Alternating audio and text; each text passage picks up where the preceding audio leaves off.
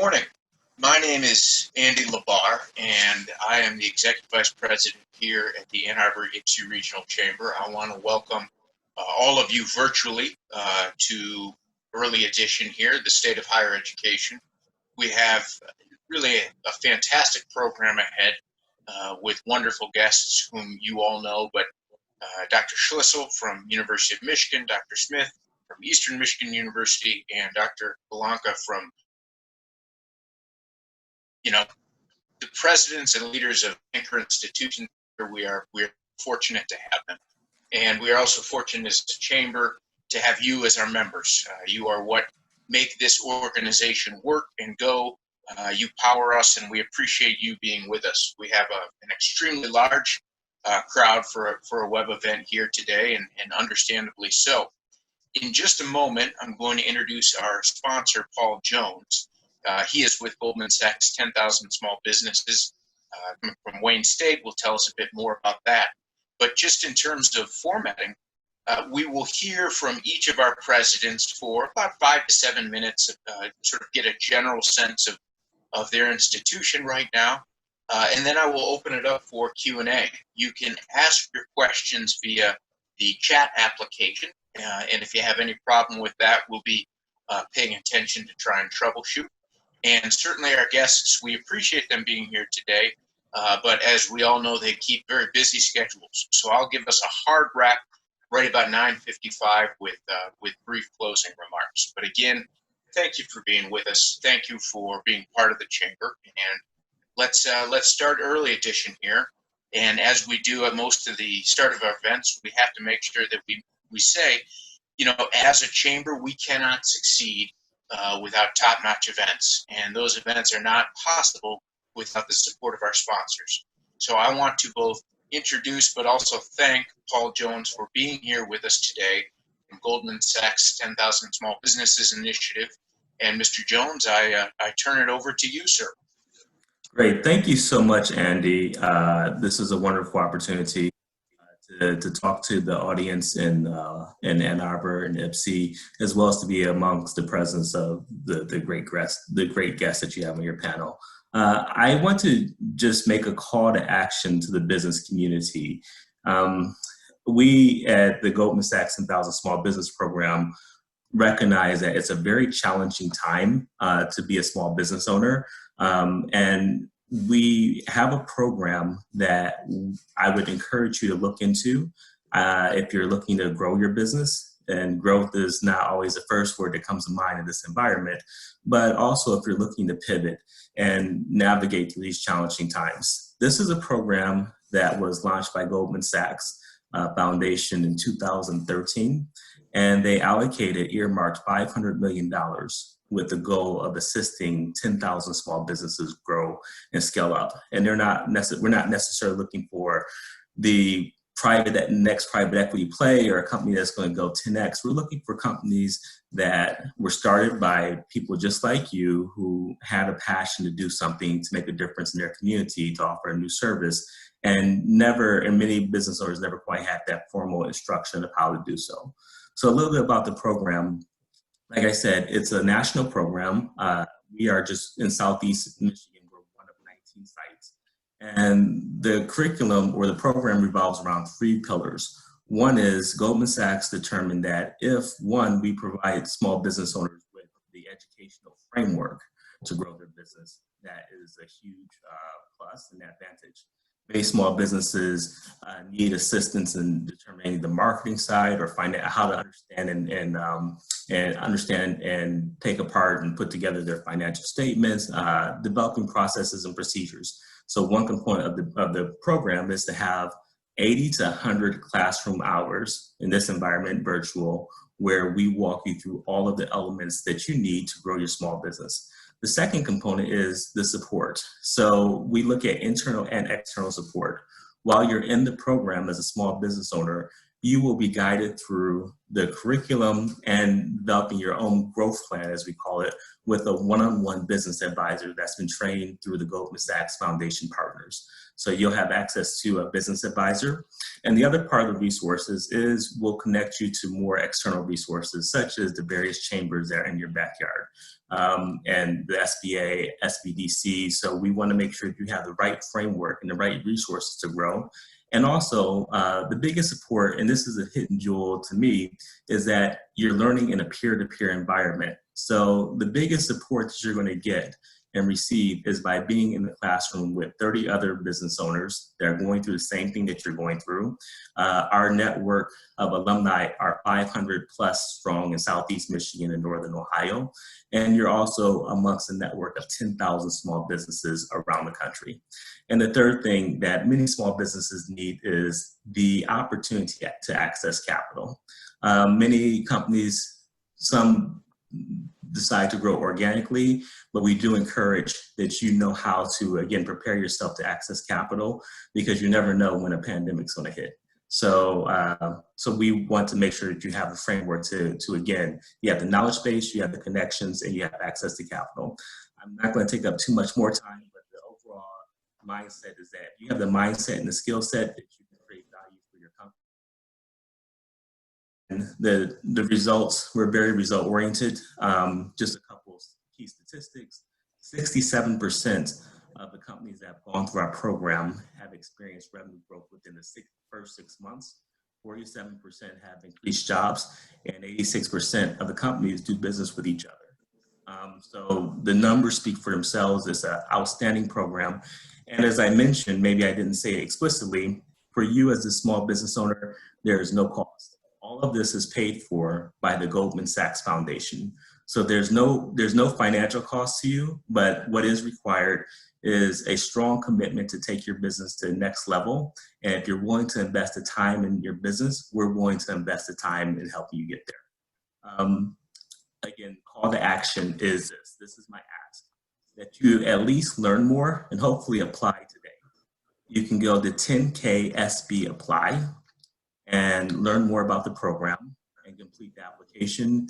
It takes 10, 15 minutes of your time. And I've had a chance to work with hundreds of small business owners.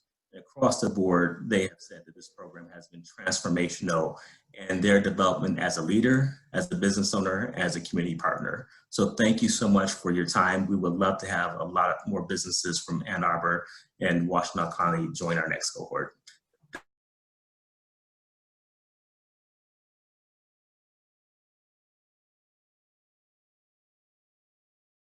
To the event. We'll also have your contact information up here, but thank you again for your sponsorship.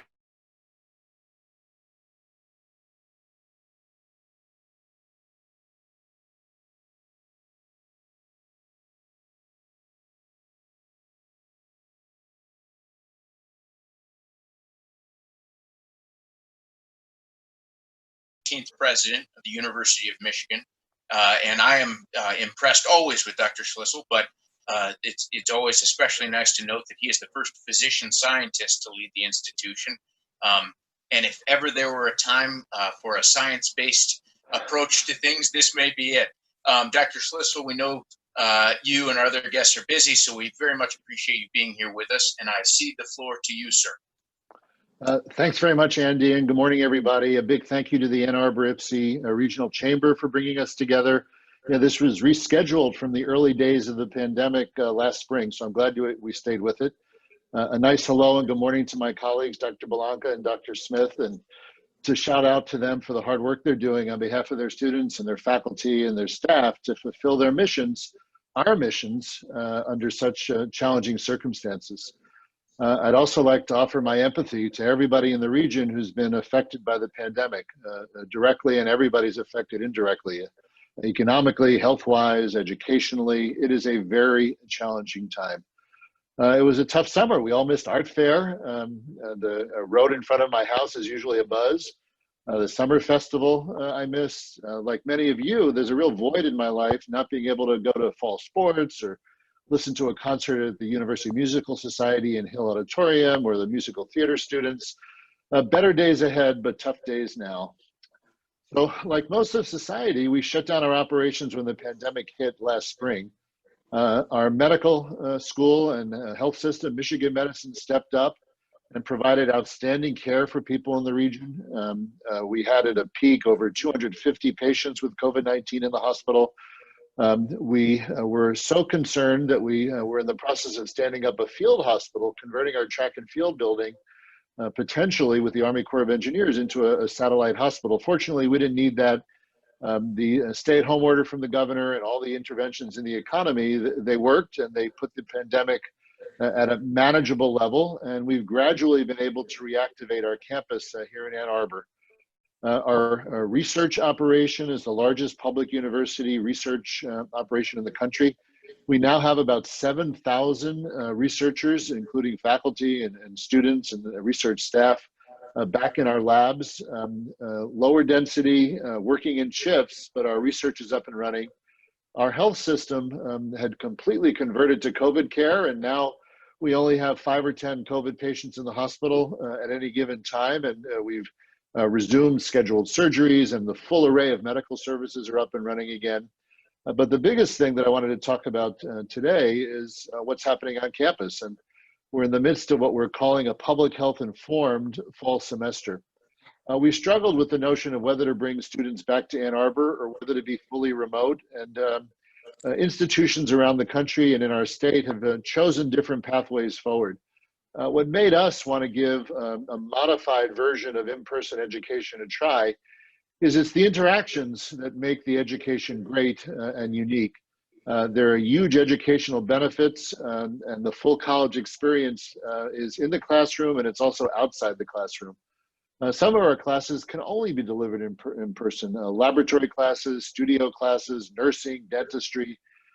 We wouldn't be able to engage in that at all if we were fully remote.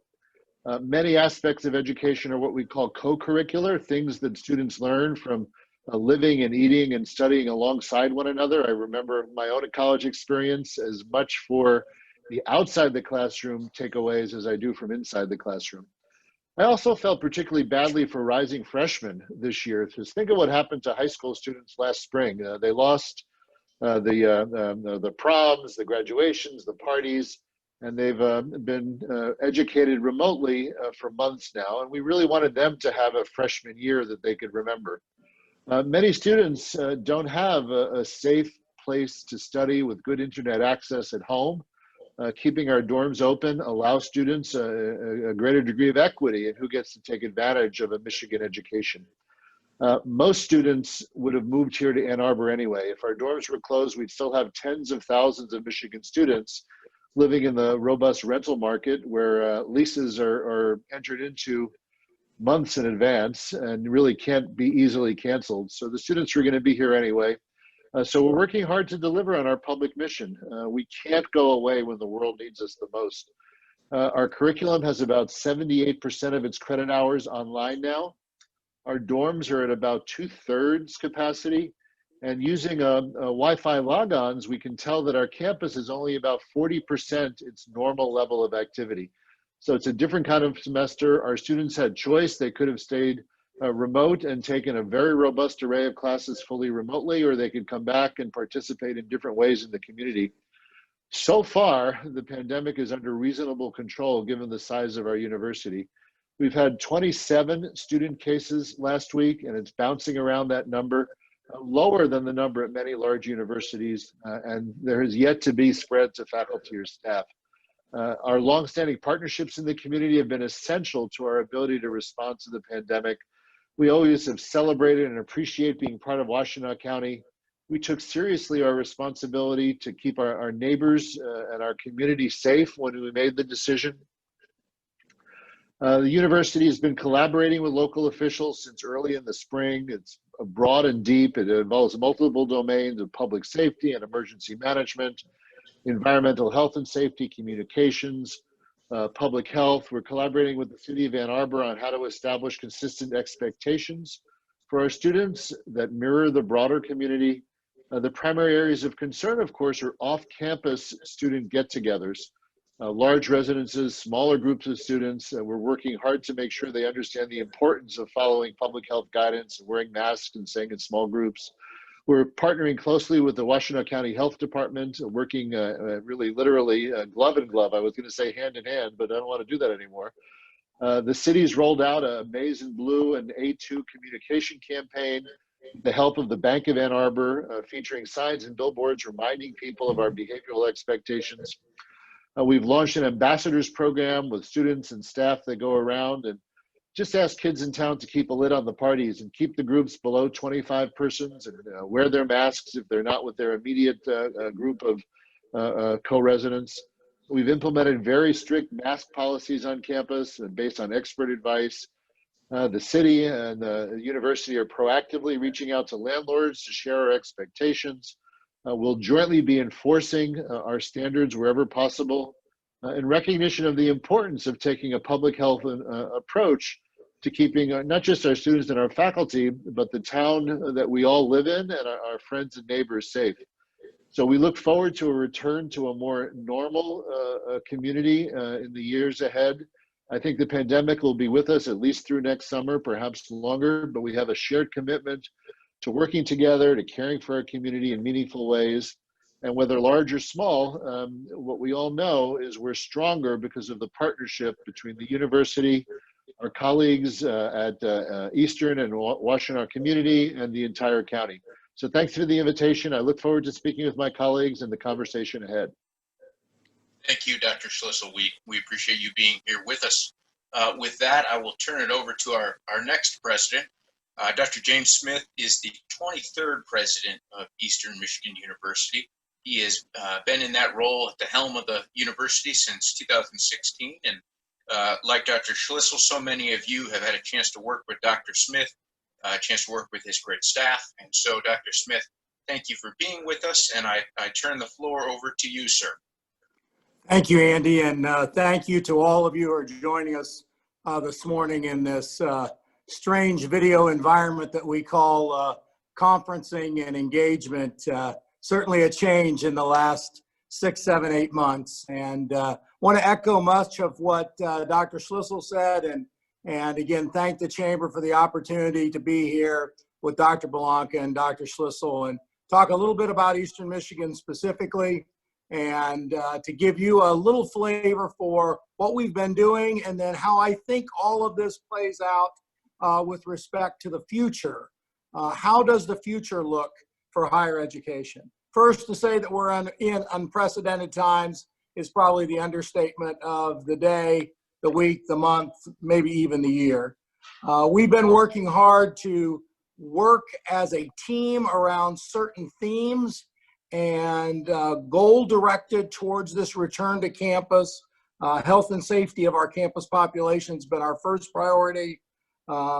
Recognizing the one thing that we know best is that change will be with us, and that changes in protocol, changes in governor's order, changes in research statistics are part of what we're dealing with every day.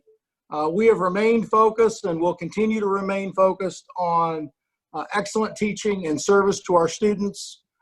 We began as a teacher's college many, many years ago, and we hold up teaching as one of the great things that we do day in and day out. And then I think the fourth point that has guided us incredibly well is our attention to inclusive excellence, our commitment to diversity, equity, and inclusion.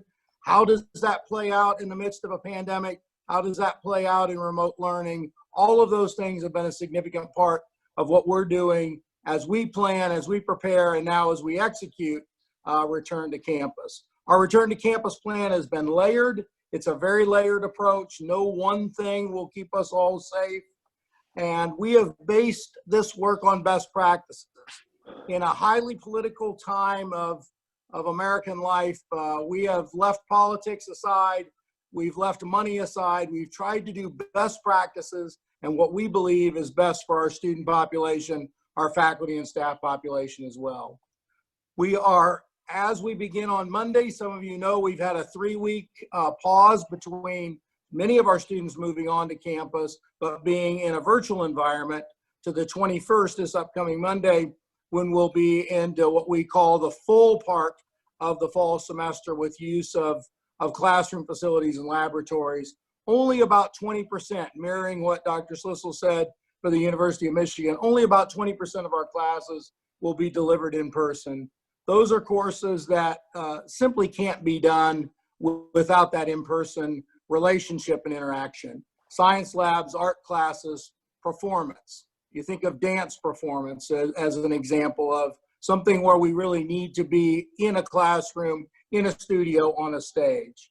We've consulted our faculty throughout the process, and we're actually surprised. I shouldn't say we, I'm actually surprised at the number of faculty who are excited to come back, given the safety protocols that they've seen, they've been a part of, they've read about, they've engaged with.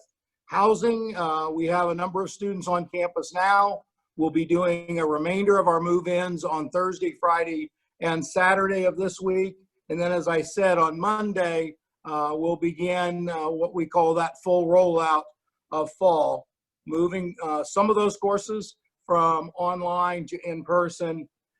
We will have our buildings reactivated, and we're excited about that September 21st date. Athletics, as most, if not all of you know, the Mid-American Conference decided not to compete in sports this fall, so we will be competing in the spring.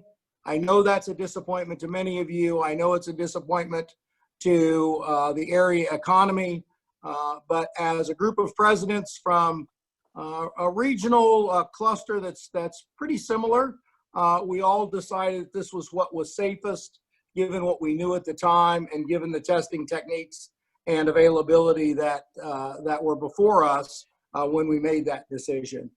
Face coverings will be on campus. All of us will have a face covering, and I'll not model, but I will hold up here our face mask, our face covering that we've mailed to all students, faculty, and staff. We'll be wearing those around campus. We have a check-in system that's pretty elaborate with check-in desks, and you have a COVID pass that you fill out in the morning by interacting with a URL that is very simple to use on your phone or your laptop. As you come into the buildings, you'll have to show your green pass for the day, and we'll have those check-in stations where we have populations of certainly classes, but where we have large populations of people in the building, we'll have those check-ins, and they're going now for the classes that are up and running, the few that are up and running. We've cleaned the buildings repeatedly. We've used a specialized polymer to coat chairs, tables, and desks. We've used that same polymer spray in residence halls. I think that I can say pretty safely that Eastern Michigan University is as clean today as it's been in a number of years, because that's been the focus of our work as we've engaged in the last few months getting ready to return. Testing, many of you have seen the activities around testing.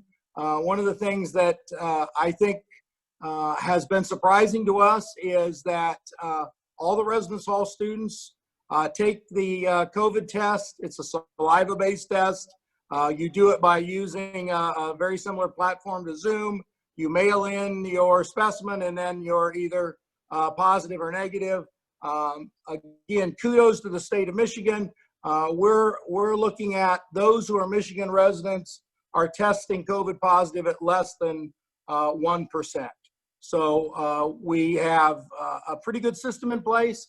We have what I would say is a very good system in place, and we're continuing to test athletes, and those are in conjunction with the NCAA requirements, but we'll also be rolling out a little more elaborate testing system as we return to classes and are in class. We have students that are moving in, as I said, this weekend, and the big go live date, as we think of it, is that September 21st date. Frankly, the reason we paused for the 3 weeks was we saw spikes at Memorial Day, we saw spikes at the 4th of July, and we wanted to look to see what the data looked like for Labor Day, and those statistics are coming in, I think, better than we all thought that they would. One thing that I would share with all of you that we've learned is that pilot initiatives work. During our summer B, which is the second of our summer terms, we piloted a few in-person classes. We piloted the check-in desks. We piloted the COVID readiness form, and we found that all to be incredibly helpful. We also have learned that communication is critical. At the beginning of the pandemic, we were sending messages every day, updating people. We went then to 2 and 3 times a week. Now we're at least once a week in communication, but with some updates periodically through email that go along with what we call the president's memo that comes out later in the week. We've used the steering committee and a public health committee to help us as we've gotten all this put together, and we're very appreciative of the work that they've done and the guidance that they've given us. The last part is for my presentation is going forward. What does all of this mean in retrospect as we look at the last 5 months? One is that I think you see in the eyes of people like Jim Smith a lot of exhaustion. It's been a 5 months of very steady and almost constant movement around a very ill-defined target. But we're worried in a sense about the fiscal picture of higher education going forward. We think 2021, the fiscal year we're going into, might look better than fiscal 22. We also know that the CARES Act money was incredibly important to us. We need a second issuance of CARES dollars. I frankly don't care what they call it. They can call it Heroes dollars. They can name it after a senator. We just know those dollars are very important to our students and to the university as a whole as we think about going forward. Second, I think we all see the importance of post-secondary degrees. Whether you finish your associate degree at a community college, a great one like Washtenaw, or whether you come to us and finish that bachelor's degree, we've learned that healthcare and information technology have been critical throughout the pandemic. Those are both fields that require post-secondary education. And third, I think that as we look at society as a whole, we know that social justice will be a theme not only for 2020 and 2021, but for years to come. We've come to a reckoning as a nation that systemic racism is around us, it faces us, it envelops us, and we as an institution of higher education need to be part of that dialogue, of that discussion, of that fix, that big fix for how we change our operational outlook, how we change our operational daily behaviors, how we reduce that which we know that we want to ultimately eliminate. And I think those discussions will continue to be with us.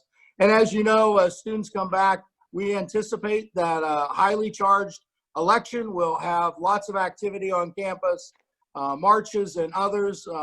We're preparing for social distancing around all of that. We want that dialogue, we want that interaction, but we want to first and foremost for our students, our faculty and staff to be safe. So I'll conclude there and say thank you all very much and stand by for questions. Thank you, Andy. And thank you, Dr. Smith. We very much appreciate it. It's always good advice to name it after a senator. They like that, and sometimes that gets the bill moving. And I'm going to keep our program moving just to introduce our fourth president of Washtenaw Community College, Dr. Rose Bellanca, who's been in that role now since 2011. She's the dean of our delegation here this morning, and WCC is certainly a flagship institution here in Washtenaw County. And Dr. Bellanca, thank you for being with us. I turn it over to you now. Well, thank you, Andy. I'm privileged to be here, and I appreciate it. And also, I'd really like to thank Dr. Schlissel and Dr. Smith. The partnership that we've shared over the years with the colleges is remarkable, and I appreciate that. Also, the community, very supportive of the community college because we are your college. And as a result of that, we realized that most of our students, all of our students primarily, are commuter students. They live within our community, they live within the region, and we know that whatever they choose to do has a significant impact on their life, wherever their life might be. So we realized that in going into this year, as my colleagues, esteemed colleagues did in March, we went remotely.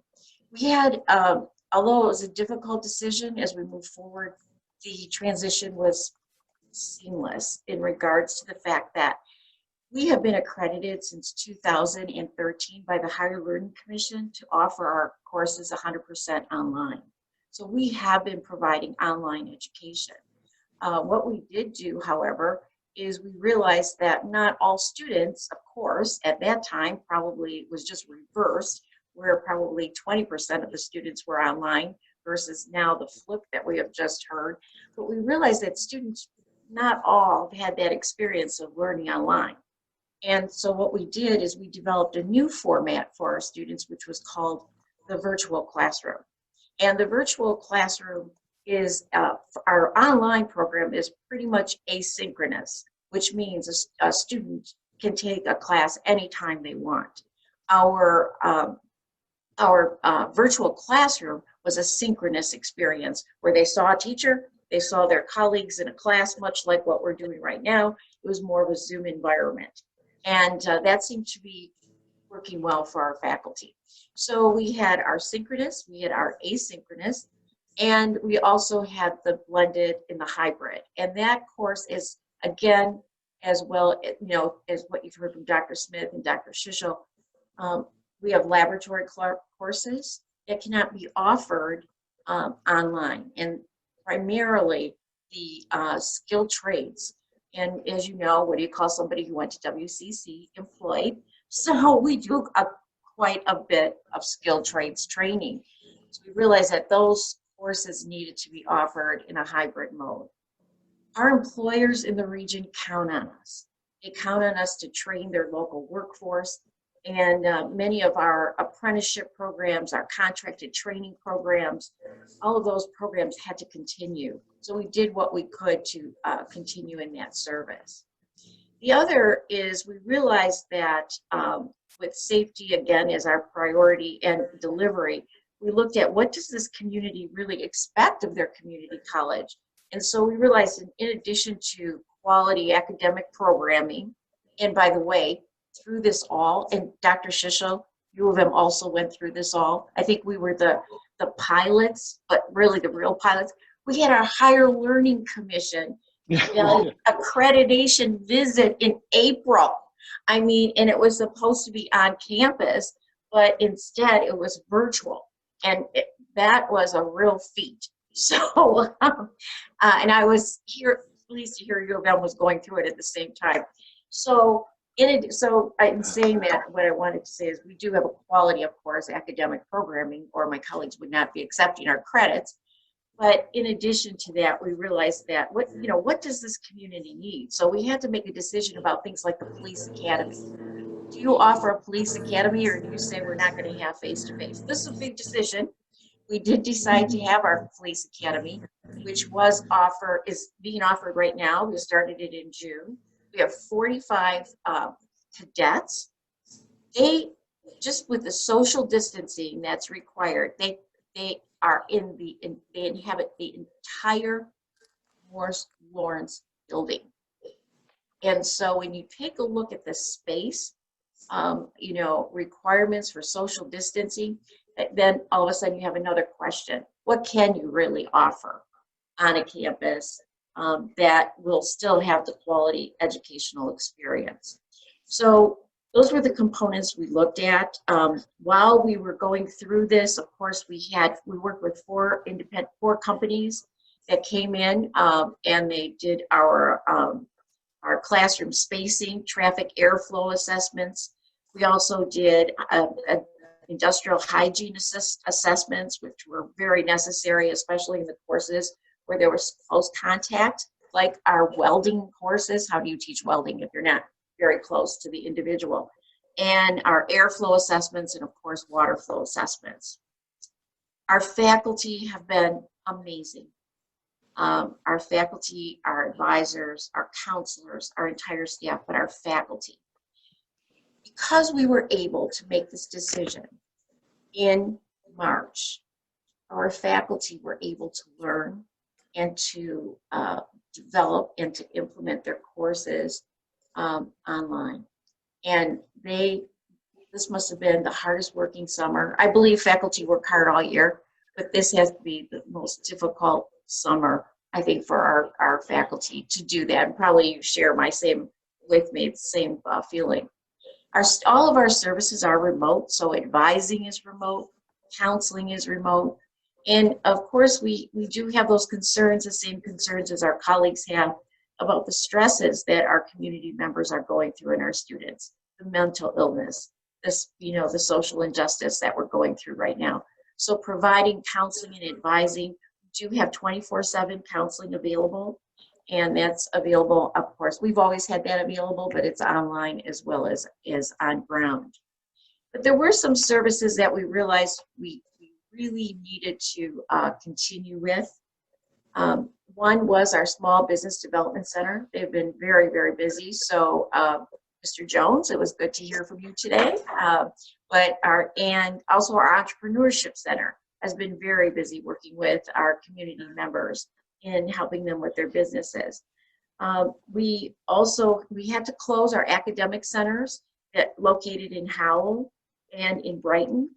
Our Health and Fitness Center, which our community really does enjoy, the center, which is more of a medical part. We partner, of course, with medical facilities. Our Health and Fitness Center has been closed, but I'm pleased to tell you that we are going to be opening it within a week. Of course, it's modified, but we are finally getting to open that. Our Child Care Center has been closed. Our Morris Lawrence building, which is used by our entire community, that too has been, of course, as you know, our colleagues, closed as well. But our contract training, so one thing about the college is we do go out and we train right on business sites. So when the businesses were ready to have us back on site, we went back on site. So we have still been working with contract training. Again, as I mentioned earlier, our apprenticeship opportunities, our Harriet Street Michigan Works partnership with Michigan Works is continuing to work with people for employment opportunities. Our Park Ridge Center, where we work with the youth from that area, we provided online camps and services this summer, but that has been curtailed somewhat because of the virus. The one thing that was a real disappointment this year is, as you know, the college does all the training for the United Association of Plumbers, Pipe Fitters, Sprinkler Fitters, and we train the United Association for the members in the United States, in Canada, in Australia, and in Ireland. And the UA brings in 2,500 people into this community during the summer, and they usually come during our week with Art Week. That's when they prefer. They use both campuses for their members. So that $2,500, those 2,500 visitors, that's an economic impact of maybe about $11 million to this community. And unfortunately, that had to be put on hold. However, we're still doing the training. We have done that through virtually. And so that's still continuing, but that visit. Also, we do the training for the International Brotherhood of Ironworkers. And we had about 600 to 700 people on campus last year. That also had to go on hiatus. The roofers, also national roofers, they will be coming up we had to put them on hold, but we continue with that. We still continue with that training. Anyway, I'm going to close now, but I do want to say, I don't think there aren't any surprises here. Those of us in education, in leadership positions, what we're seeing, other than the pandemic, which is awful, I mean, it's tragic, there aren't any surprises.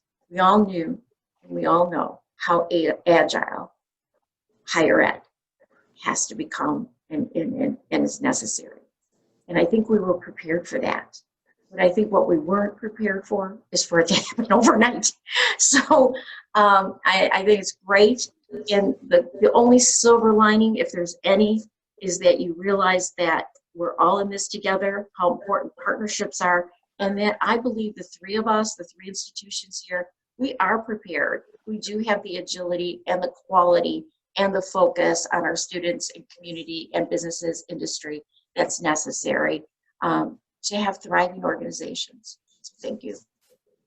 Thank you, Dr. Bellanca. And to all three of you and your institutions, your agility is certainly appreciated in these times. And we'll just open up the Q&A. Again, if you have a question, feel free to put it in the Q&A chat. I will try and aggregate and summarize those as we go along. And we'll start in our speaking order with Dr. Schlissel and move to Dr. Smith and Dr. Bellanca. Just a quick update.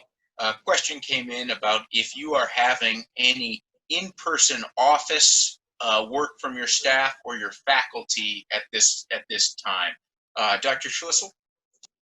Yeah, we still follow the governor's executive order, actually, that all work that can be done remotely is being done remotely. So the vast majority of our administrative staff, including myself, are working from home or working remotely. People are in the office, but only when things can't be done in the remote situation. And that's part of our overall strategy to keep the density on campus as low as possible to protect everybody. Great, thank you. And Dr. Smith? Almost identical answer to Mark. We're following the governor's order. There are some days where some of us need to be in, but those are relatively sparing. I'm in usually just a few half days a week.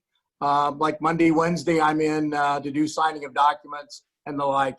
But the vast majority of people are still working remotely, with some coming back to campus sparingly. Dr. Bellanca, you may have a similar answer, but I turn it over to you. Yes, it's very similar, actually. Of course, we have the essential workers that are on campus, and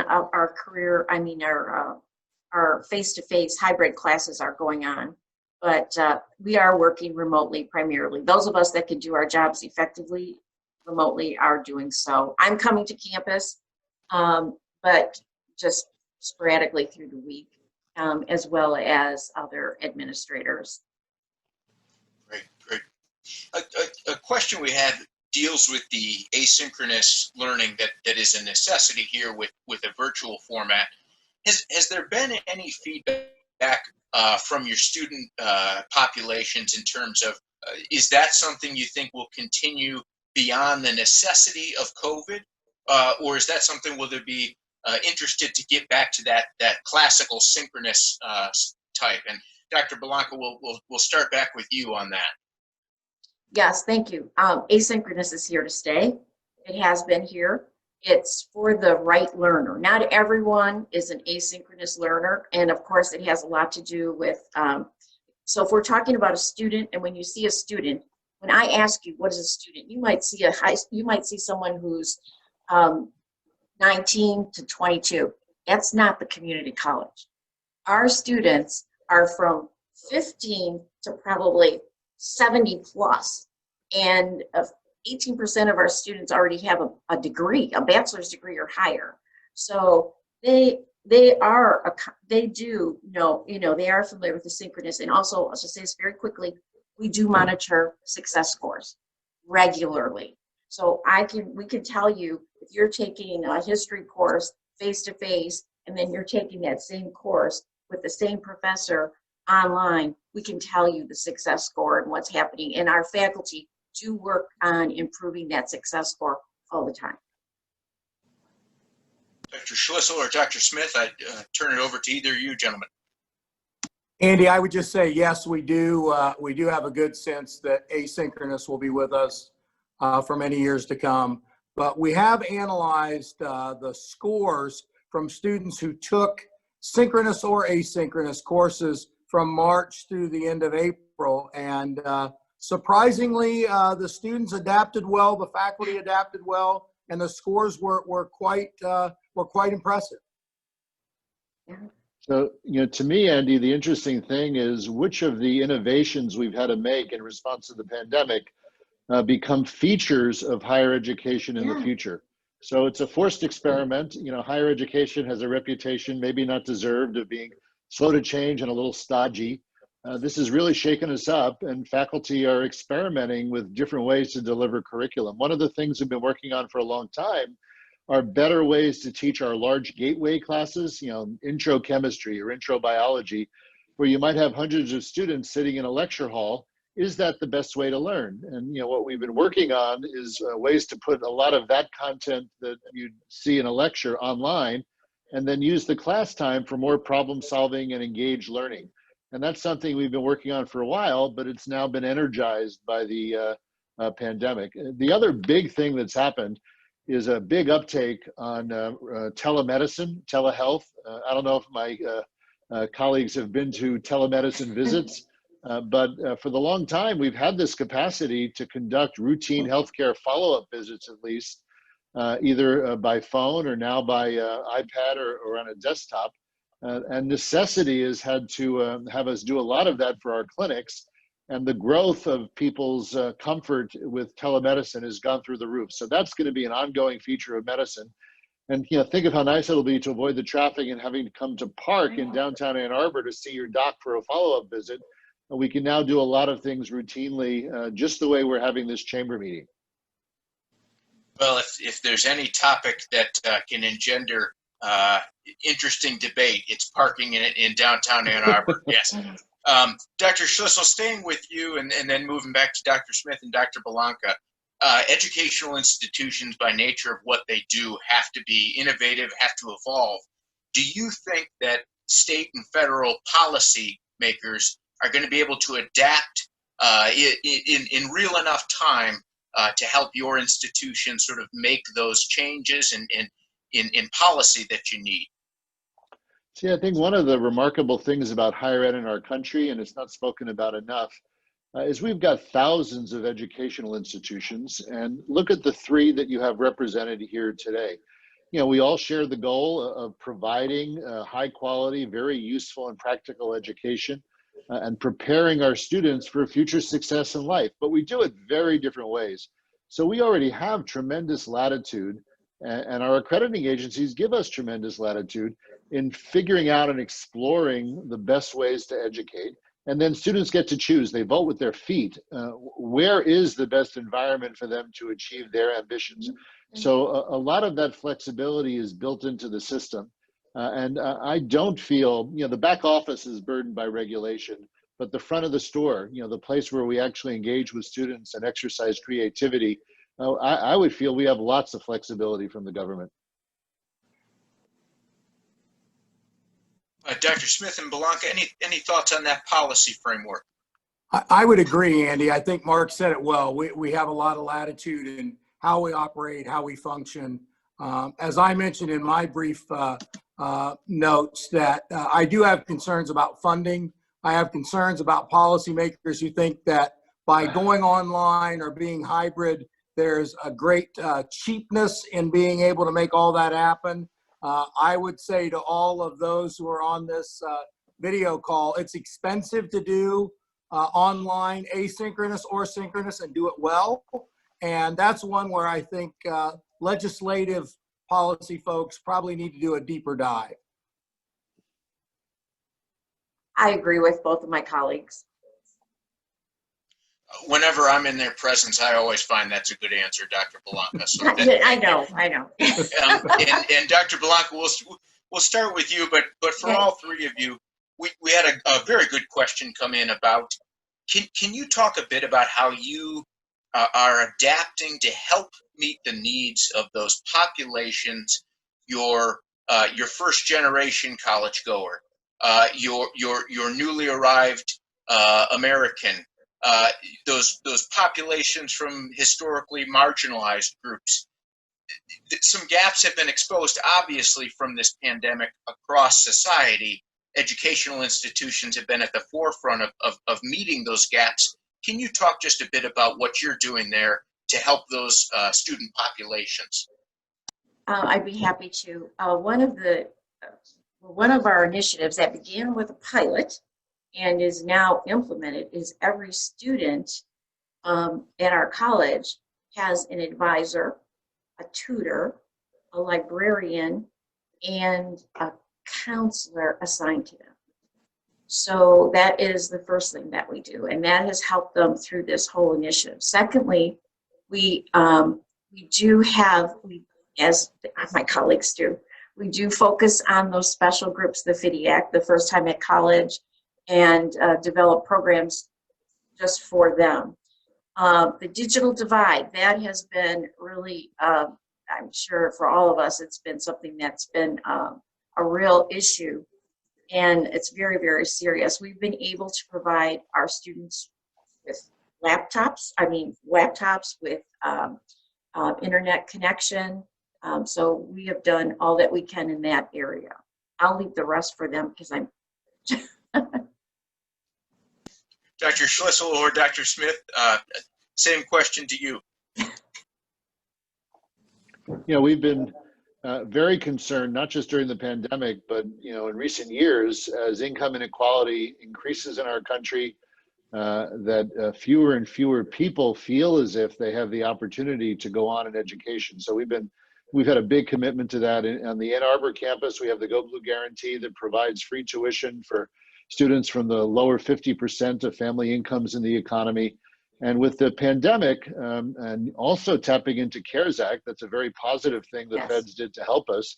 We've been able to add supplemental financial aid to students whose family circumstances have undergone an acute change. So, in a state whose unemployment hit 20% over the course of a few weeks, imagine the consequences to the students and the families we serve if we didn't have the resources to step in and make sure that kids could stay in school. So we continue to work hard just on that.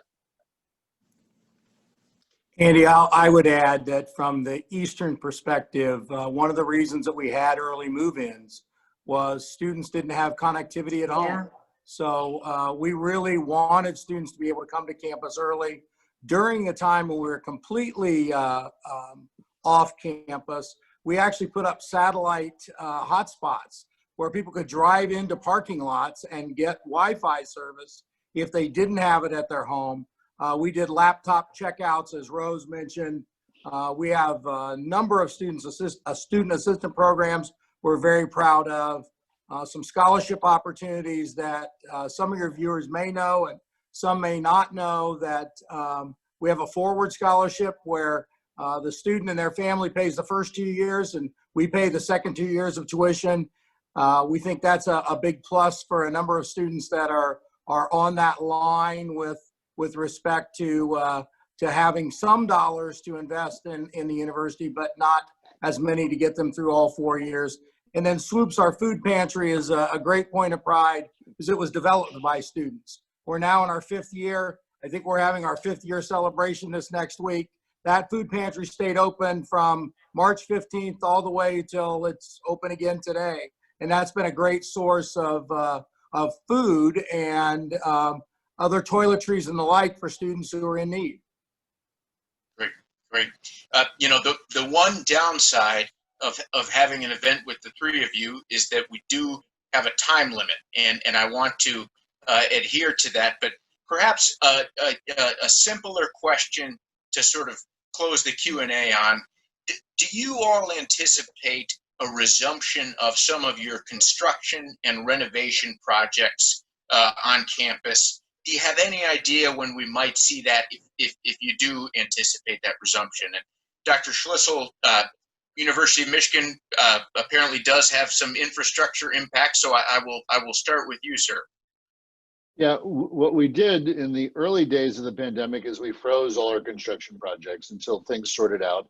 We've resumed the ones that were in progress, but we have not continued for the time being with ones that haven't broken ground or haven't started yet. A lot of what's driving that is finances. The university and the health system took a very large hit responding to the pandemic. We're spending an awful lot of resources and efforts trying to keep people safe and healthy on campus. So we're going to let the financial dust settle before picking up again on brand new projects we haven't yet started. Dr. Smith and Dr. Bellanca, an update on your projects. We're in the same spot as the University of Michigan, Andy. We're finishing Sill Hall, which is a complete tear down of an old building to make an engineering structure for our mechanical and electrical engineering programs. That will be finished in January. And we're just weeks away from finishing the remodel of our Rec IM facility, which is a 5-story fitness, health, and wellness center that will open probably that first week of October. But we have put a pause on other construction. Basically, as Dr. Schlissel said, as we look at the finances and we measure what we can go forward with and how soon we can do that. We are continuing with the projects that we have started with in terms of those that we're continuing, as my colleagues have, which include the Morris Lawrence Center, as well as the Student Center. And actually, this has given us a little time to get more work done. So I hate to say that in that respect. But we, as you know, one of the things we are building is an advanced transportation center. And that project is on hold since we have not broken ground yet. Well, thank you for the answers on the questions. Thank you for your time. Let me just briefly say, if the pandemic has given us anything in terms of the relationship between the community and the business community with our educational institutions, I think it's a real appreciation, not just for the personal impact you have on lives in terms of educating our people and our workforce, but the community impact that you all have in terms of, frankly, how this community operates and succeeds. And I think it's a good example to remind us of your net impact, and that we appreciate having it here. And as a chamber, we appreciate the relationships we've had with your institutions, your openness with us as an organization and our members. And I really just want to thank you on behalf of that membership and the organization for the roles you play, the jobs you do in those roles, and the relationships you maintain and foster and help succeed. And so with that, I would thank you one last time for being here with us. We're right at 9:59, and we hope you will continue to use the chamber as a way to engage with our local business community and the community as a whole. Thank you all very much for being with us. Thank you. Thank you. Thanks My very pleasure. much, Andy. Thank you. Take care, Jim and Rose. And Thank you, Mark. to all of you, for our members who are here with us today, we thank you so much. Please do check out our website, a2ychamber.org. We have lots of great upcoming events. One final thank you to our presidents, and we will see all of you virtually at our next event, and hopefully someday we'll get to see you in person too. Thank you for being with us here at Early Edition. Thank you. Thank you. Goodbye, everyone. Goodbye.